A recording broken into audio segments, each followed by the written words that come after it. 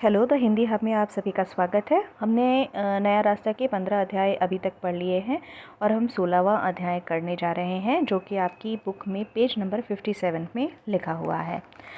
हमने पिछले लेसन में जो भी कुछ पढ़ा था वो आप एक बार रिवाइज़ करेंगे, उसके बाद ही आप इस 16वें लेसन को सुनेंगे। ठीक है, चलिए तो हम शुरू करते हैं। आशा की शादी को अब 2 ही दिन बचे थे। आशा मीनू की एक छोटी बहन है जिसकी शादी होने वाली है और उसकी शादी को अब 2 दिन बचे थे।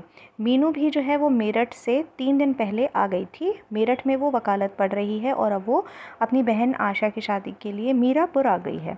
उसने घर आकर माँ की बहुत मदद की, क्योंकि शादी वाला घर है, मीनू की छोटी बहन आशा की शादी है, बहुत सारा काम है, तो वो बहुत सारा काम करती है और काफ़ी सारा जो काम है अभी भी बाकी था, जो उन्होंने 2 दिन में उन्होंने पूरा किया। आशा जो है मीनू की छोटी बहन है, लेकिन मीनू को कभी ये एहसास नहीं हुआ कि उसकी छोटी बहन की शादी उसके पहले हो रही है।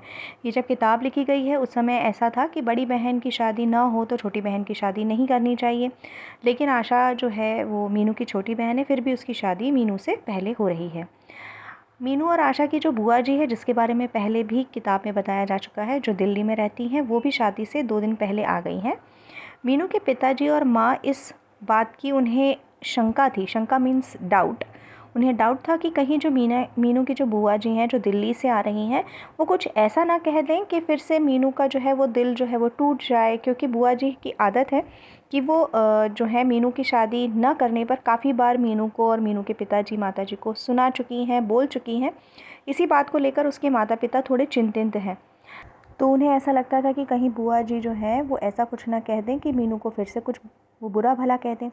तो ऐसा ही उन्होंने सोचा और फिर उन्होंने क्या किया कि अपनी जो बहन है जो दिल्ली वाली, उनको अपने कमरे में बुलाया दयाराम जी ने, और उनसे कहा कि आप ऐसा कुछ मत कहिएगा कि मीनू को बुरा लग जाए, इसलिए आप मीनू की शादी के बारे में कुछ भी मत बोलिएगा। तो बुआ जी जवाब देती हैं कि मैं तो उससे कुछ भी नहीं कह रही हूँ, पर हाँ, आशा की शादी तुम पहले क्यों कर रहे हो? पहले तुम्हें मीनू की शादी करनी चाहिए थी। बड़ी बहन है तो छोटी बहन की शादी क्यों करते हो?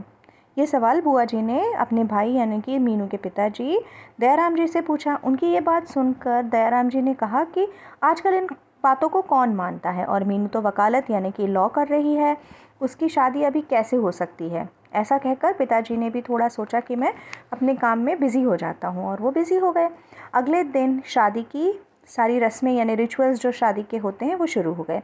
एक रस्म के अनुसार बड़ी बहन को आरती उतारनी थी। आरती उतारना जैसे कि थाली में दीपक जलाया जाता है और फिर आरती उतारी जाती है, वो रस्म होने वाली थी। जैसे ही उस रस्म का नंबर आया तो बुआ जी ज़ोर से बोली कि अरे ये रस्म अब कौन करेगा? तो उन्होंने कहा कि उनकी माँ ने कहा मीनू की कि ये तो रस्म मीनू ही करेगी, वो बड़ी बहन है।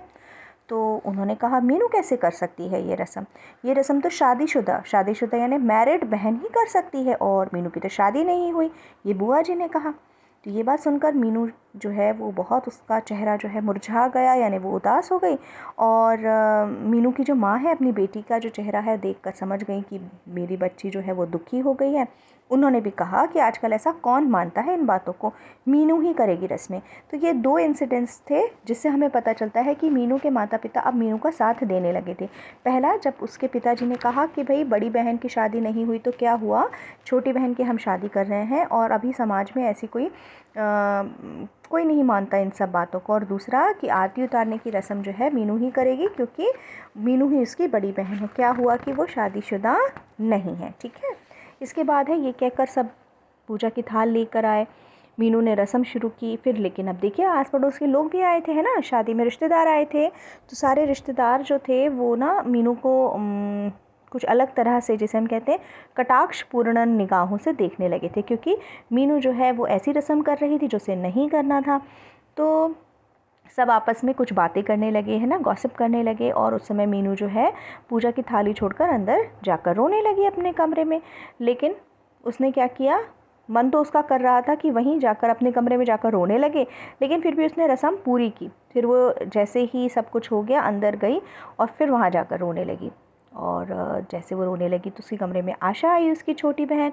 आशा को देखकर उसने अपने आंसू पोंछ लिए, जिससे समझ में आता है कि मीनू बड़ी बहन थी और उसमें बहुत संयम था, है ना, बहुत संयम था। इतना कुछ हो गया फिर भी वो आशा से अपने आंसू छुपा रही थी। अगले ही दिन घर में बहुत ज़्यादा अच्छा माहौल हो गया था, काफ़ी सारे मेहमान आ गए थे क्योंकि अब बारात आने वाली थी, यानी कि आशा का जो पति है वो बारात लेकर आने वाला था।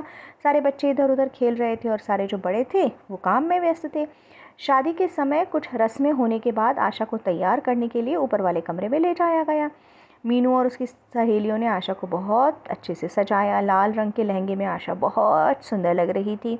आशा के विवाह के पहनने के लिए उस ओकेजन में मीनू ने एक साड़ी खरीदी थी।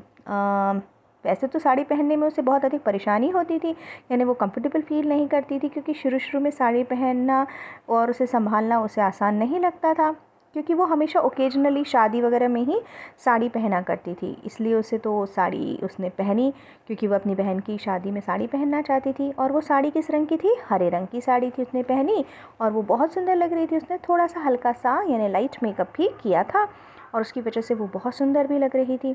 क्योंकि उसे साड़ी पहनने की प्रैक्टिस नहीं, वो अच्छे से पिन लगा लिया ताकि कोई उसे दिक्कत ना हो, सेफ्टी पिन वगैरह लगा ली।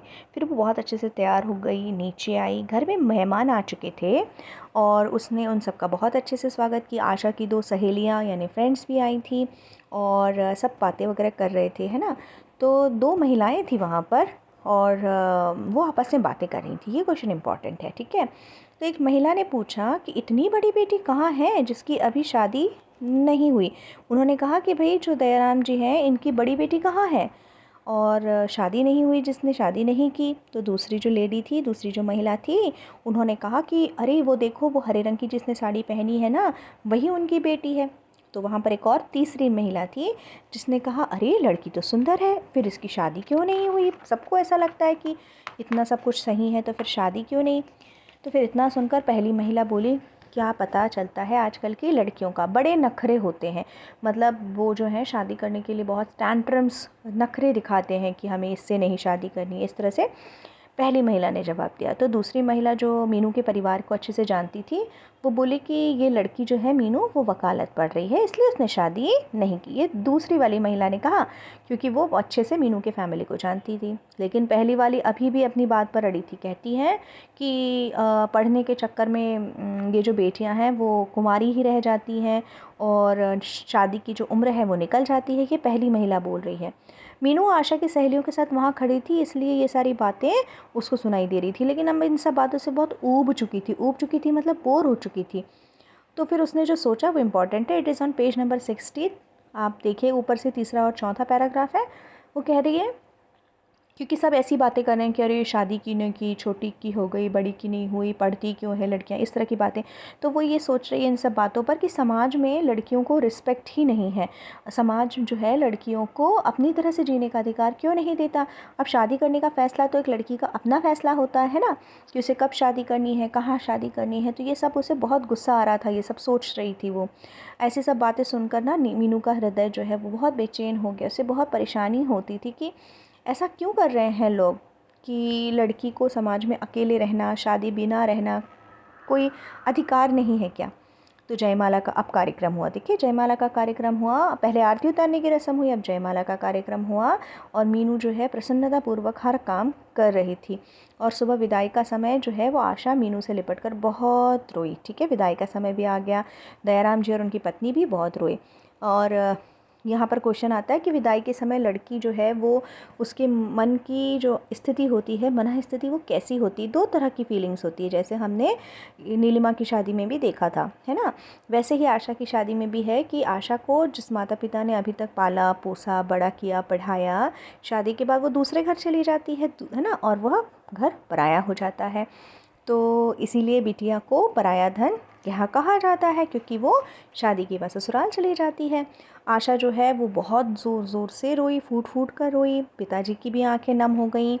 माँ को इस तरह रोता हुआ देखकर मीनू को लगा कि वह कभी शादी नहीं करेगी। उसने माँ से आके कहा कि माँ जो है वो मैं कभी आप चिंता मत करो, मैं कभी भी शादी नहीं करूँगी, मैं हमेशा आपके साथ रहूँगी, आपके हर सुख दुख में आपका साथ निभाऊंगी, ठीक है, ऐसा उसने बोला और पानी का गिलास दिया।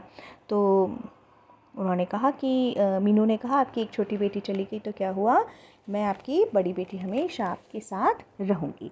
Now we are on page number 61। तो ये बात जो माँ ने सुनी तो माँ ने थोड़ा रोते हुए कहा, नहीं नहीं बेटा, ऐसा मत कहो, बेटियाँ तो पराया धन होती हैं और वो अपने ही घर में शोभा देती हैं, अपने ही घर यानी ससुराल में, यानी कि ये तो तुम्हारा मायका है और जब तुम ससुराल जाओगी वो तुम्हारा असली घर होगा। ये सब बातें हो ही रही थी कि दयाराम जी ने उनको बुला लिया वहाँ से। तो मीनू वहाँ 4 दिन तक रुकी, क्योंकि शादी के बाद घर में बहुत सारे काम होते हैं, घर में बहुत सारी चीज़ें इधर उधर हो जाती हैं, अव्यवस्थित हो जाती हैं। सब कुछ व्यवस्थित करने के बाद जो है मीनू को उसको लगा कि अब मुझे पढ़ाई भी करनी है, उसको टेंशन आ रहा था उसकी पढ़ाई का। तो क्योंकि अभी तक वो शादी के काम में व्यस्त थी, है ना, इसलिए वो पढ़ाई नहीं कर पाई थी। तो अब मीनू को लगा कि अब उसे मेरठ जाना चाहिए और पढ़ाई अच्छे से करनी चाहिए, क्योंकि अब बहुत छुट्टियां हो चुकी थी। और उसने अपने मम्मी पापा से मेरठ जाने की अनुमति यानी परमिशन ली। माँ को बिल्कुल अकेला छोड़कर जाने का उसका बिल्कुल मन नहीं कर रहा था, है ना। उसका मन कर रहा था कि वो अपनी माँ के ही पास रहे, लेकिन दूसरी तरफ उसका लक्ष्य था, उसको अपनी पढ़ाई की चिंता थी। इसलिए मीनू ने अपनी माँ से कहा कि मुझे मेरठ जाना है, और माँ ने भी उन्हें कहा, मीनू से कहा कि तुम मेरठ जाओ, क्योंकि वो जानती थी कि आशा की शादी के कारण मीनू को 10 दिन की छुट्टियाँ लेनी पड़ी थी। तो इसके बेटा जो जो इम्पोर्टेंट क्वेश्चन है वैसे तो मैंने आप लोगों को बताए हैं, लेकिन सबसे इम्पोर्टेंट क्वेश्चन हम एक बार और रिवाइज़ करवा देते हैं कि मीनू जो है वो आशा की शादी में कब आई, क्या क्या किया, फिर उसके माता पिता ने आशा की शादी में किस तरह से उसका साथ दिया, एक बार बुआ जी के कहने पर एक तरफ आरती की रस्म में क्या हुआ था। उसके बाद आता है कि समाज में लड़कियां जो हैं वो शादी नहीं करती हैं, तब लोग कैसी कैसी बातें करते हैं। तो पहली महिला, दूसरी महिला, तीसरी महिलाओं ने क्या क्या बात की और इसको सुनकर मीनू के दिल पर क्या बीती, क्या सवाल उसके मन में आए। आपको लिखना है कि एक लड़की शादी नहीं करती है तो समाज उन्हें जीने का अधिकार नहीं देता है।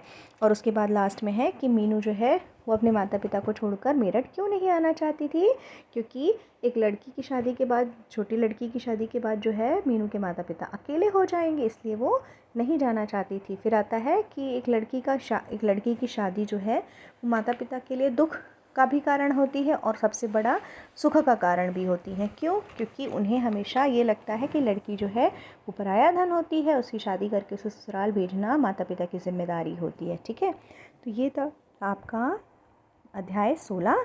अब हम नेक्स्ट वीडियो में 17 करेंगे। ऑल द बेस्ट, अच्छे से पढ़िएगा।